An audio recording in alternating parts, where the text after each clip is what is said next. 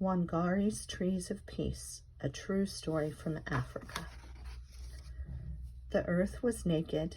For me, the mission was to try to cover it with green. By Wangari Maathai.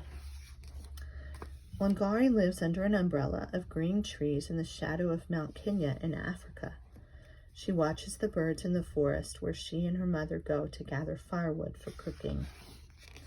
And she helps harvest the sweet potatoes, sugar cane, and maize from the rich soil. Wangari shines in school, and when she grows tall, like the trees in the forest, she wins a scholarship to study in America. 6 years later, her studies over, Wangari returns to her Kenya home and sees a change. What has happened? She wonders. Where are the trees? Wangari sees women bent from hauling firewood miles and miles from home. She sees barren land where no crops grow. And where are the birds? Thousands of trees have been cut down to make room for buildings, but no one planted new trees to take their place. Will all of Kenya become a desert, she wonders, as her tears fall. Wangari thinks about the barren land.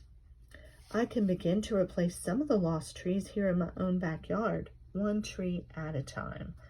She starts by planting 9 seedlings.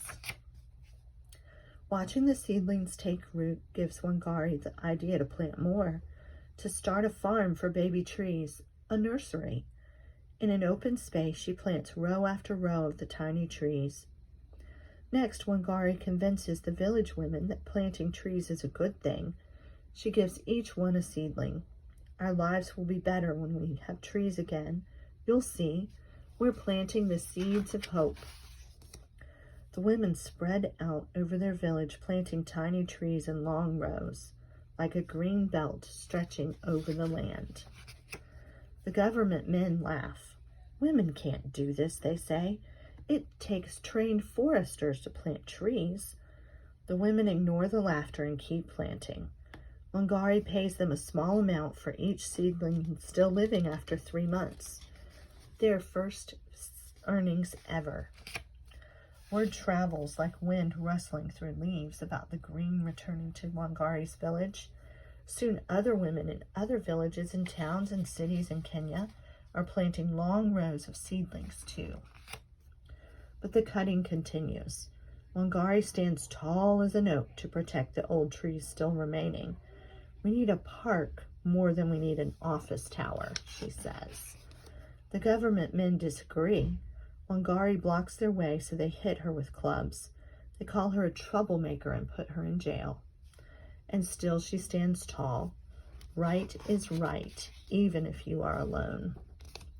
But Wangari is not alone. Talk of the trees spreads all over Africa, like ripples in Lake Victoria. More women hear the talk and plant even more seedlings in longer and longer rows. The seedlings take root and grow tall until there are over 30 million trees where there were none. The umbrella of green in Kenya returns. Women walk tall, their backs straight, for now they can gather firewood closer to home. The land is no longer barren. Sweet potatoes, sugarcane, and maize grow again in the rich red earth. The whole world hears of Wangari's trees and of her army of women who planted them. And if you were to climb to the very top of Mount Kenya today, you would see the millions of trees growing below you and the green Wangari brought back to Africa.